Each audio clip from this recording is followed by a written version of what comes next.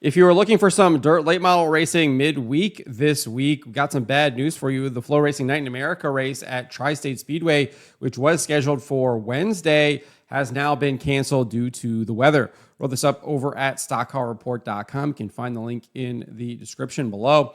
In a press release, the series announced the debut of FloRacing Night in America presented by Kubota at Indiana's Tri-State Speedway will have to wait one more year. Rain that plagued the facility throughout the day on Monday, paired with a forecast for more rain through Wednesday night, led to the track and series officials canceling the event that was scheduled for Wednesday, September 24th. With no viable options, it will not be made up in 2025, but plans are already underway for a 2026 debut.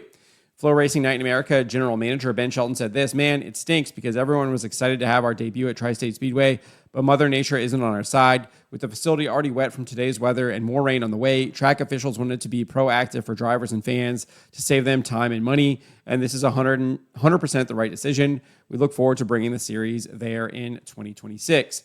AccuWeather does note that there is currently a 98% chance of precipitation on Wednesday at the racetrack. Additionally, the site predicts rather cloudy and humid with a couple of showers and thunderstorms. Heaviest late thunderstorms can bring flash flooding and localized damaging wind gusts." So you can see there, probability of precipitation 98%, probability of thunderstorms 43%, 4 hours of rain expected on Wednesday. So it sucks. It sucks a lot, as Ben Shelton says. I was actually really looking forward to this race. I think the FloRacing Night in America series is the best series out there. I think it's better than Lucas. I think it's better than World Outlaws because you get the Lucas and the World Outlaws guys kind of coming together, and you get the best of the best competing, I think, on some of the best tracks in the nation. Now, obviously, it is not as a robust of a schedule as the World of Outlaws or Lucas Oil, but they compete on some of the premier tracks, and it's always, I think, there's usually at least one of the races there in the top 5 races of the year,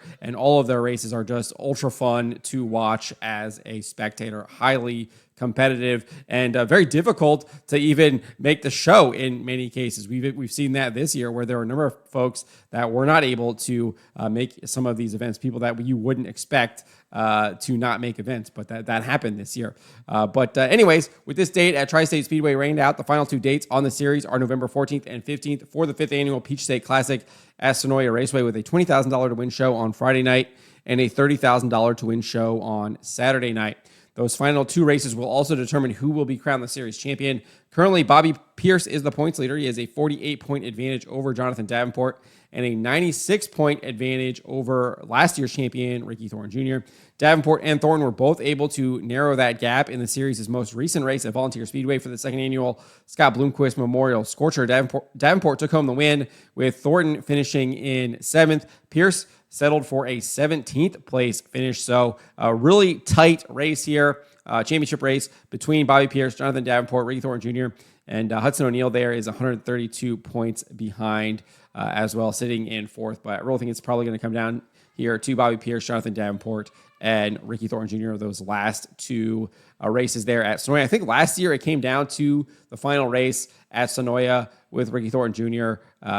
Being able to beat out Bobby Pierce and win that championship. So definitely looking forward to those 2 races, but sucks. Was looking forward to the race on Wednesday night. I literally had it circled on my calendar, but unfortunately the rain is not going to allow that to happen. We'll have to wait for next year for them to race at this track here, Tri-State Speedway. But and we'll have to wait over a month before we get to see them back in action at Sonoya for the conclusion of the series. But that's your update with the FloRacing Night in America. They will not be racing in Hobstadt, Indiana, at Tri-State Speedway due to rain that occurred today, and as well as the rain that is predicted to come in on Wednesday night. But let me know what you guys make of this. Let me know in the comments below.